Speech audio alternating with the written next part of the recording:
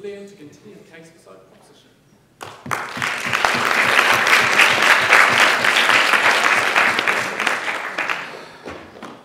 Ladies and gentlemen, where to begin?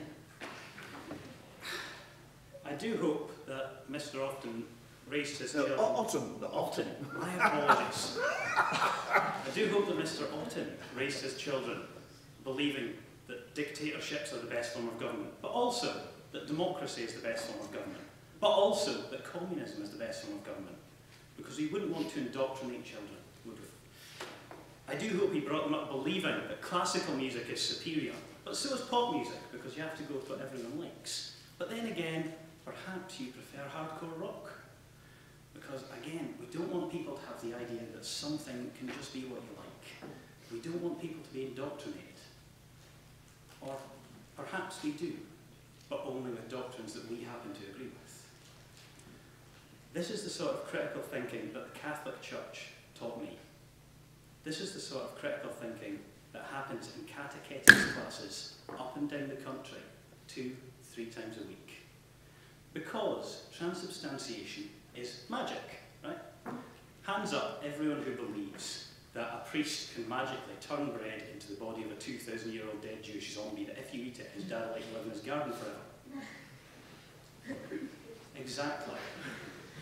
Hands up everybody who is familiar with Platonic metaphysics and believes that there is the possibility for a substantial change based on mythology and semiotics. There we go. The one philosopher in the room, you can always tell. The point is, ladies and gentlemen, that in order to understand what is going on behind the magic and the pizzazz, you actually have to come across quite a lot of philosophy. And that's why the Catholic Church preserved a lot of that classical and antiquarian learning through the Dark Ages. That's why when the 12th century came around, Thomas Aquinas was able to pick up bits of Aristotle and go, oh yeah, like there's all these notebooks sitting around from ancient Greece with something like biology, I don't know, stuff. It was there because we were interested in it and because we had to do that learning. And I'm not going to lie, that learning comes from a paradox. Faith itself is a paradox, and you kind of have to accept that. And whether or not God is real, that paradox is productive. Now, it's not often that you'll find me agreeing with a humanist, but I'm also going to quote Marx tonight. Marx was a dialectical... Actually, Marx was a materialist. He believed in dialectics. That's the easy way to say that. He believed that these tensions are what pushes society forward. And for a lot of history, it was the tensions within the Catholic Church that pushed forward learning. And we recognise that there's a plural society. We're not saying that every single person here has to be Catholic or that that's how it's worthwhile.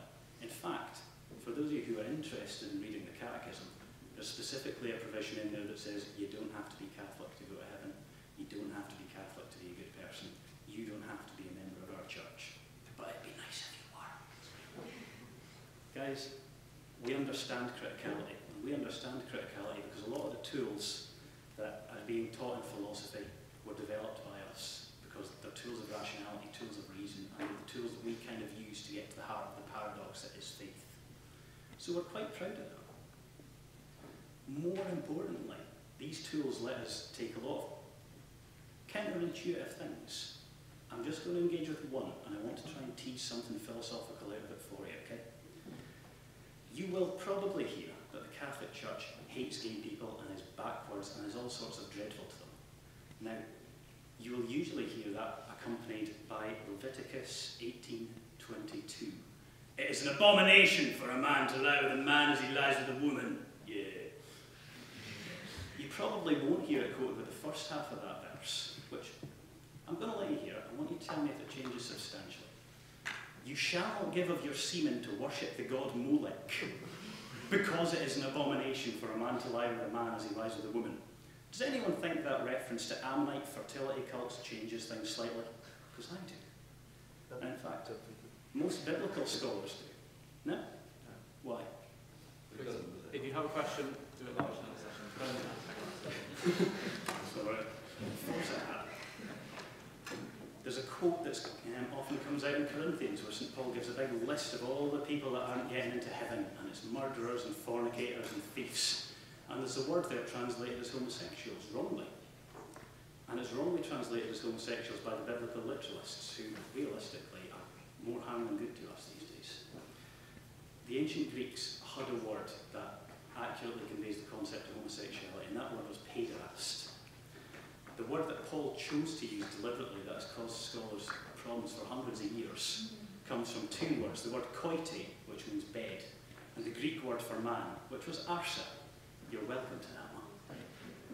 This has variously been translated as a warning against masturbation and sloth. It wasn't until the 1850s, when the development of modern psychoanalytic techniques was starting to take off, that it started to change its translation. So I'd point out that an awful lot of the problems that we try and come up with today about the church and homosexuality arise from the biblical literalist movement rather than from the text of the Bible itself. And it's only through continual scholarship, particularly in ancient and dead languages, super useful skill, guys, but it's coming into now, that we can be aware of these things. Most importantly, we have one bit of evidence from 1563 when the Council of Trent was founded. And the Council of Trent came back, and 400 years before civil society was ready to say, actually, maybe being gay shouldn't be illegal, the Catholic Church released a document which said, some people are born gay, get used to it. For those of you who aren't familiar with this, look it up. It's the Council of Trent, it's 1563. We actually have a copy of the Catechism here tonight, and I'm more than happy to quote it if you want the questions. What I need you to focus on today, guys, is the question at hand. We're not asking you to believe in God. We're not asking you to believe that the Catholic Church is the best thing ever. We're asking you to assess whether it's a force for good. The opposite of that is saying that it's a force for bad.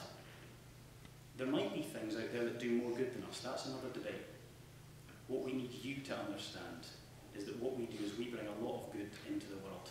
And there are a lot of things that wouldn't be possible without all the work and all the good